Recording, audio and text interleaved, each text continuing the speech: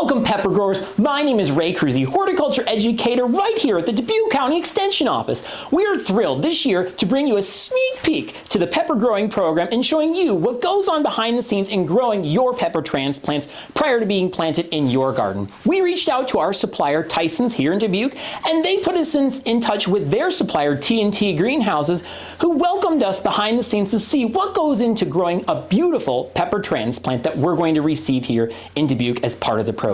We're here at TNT Green Houses meeting with Ted, who's going to talk to us about what our peppers have gone through all the way from seed to when they're going to arrive in Dubuque for growing in your garden. So Ted, what are we looking at here? So this is a 4-pack Lady Bell pepper that we start from seed into a high density plug tray. We then transplant them into whatever the finished product is. In this case, it's a 1204. They'll grow about approximately 5 weeks before you have them in your hands. Here at TNT Greenhouses, we seed our seedlings into high density. This is, in particular, is a 288 tray. So each one of these will then get bumped up, transplanted into some configuration like this. This is a 1204. This is a kohlrabi, for example. And then it goes wherever it's going to go to live the rest of its life for TNT and then get shipped out. These are the peppers right here that you will get when we bring them up. Probably less than a week old right now. See the little roots growing through the bottom? In here, we're trying to achieve about a 65-degree average temperature. Not too hot, not too cold. We group all of our peppers together so they've all got the same growing environment. Then we try and keep it as dry as possible in here. Of course, we don't want any fungus or mold or anything growing.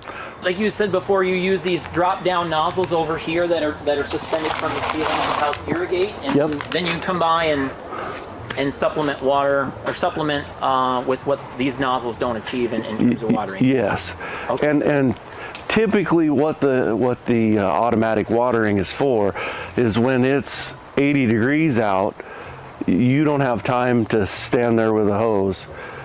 You know, we've got multiple locations, you know, this whole greenhouse will get watered in a day's time, and you don't have time to do it end to end with a hose. So we'll run the program and it'll jump bay to bay and water the whole house. Is there additional fertilizer that's dosed in through the water? Yes, we use liquid fertilizer injected into the water, into the irrigation water. Okay. There's also controlled release fertilizer in the dirt. Okay. In the media, I should say. Sure. And so we do both. Okay.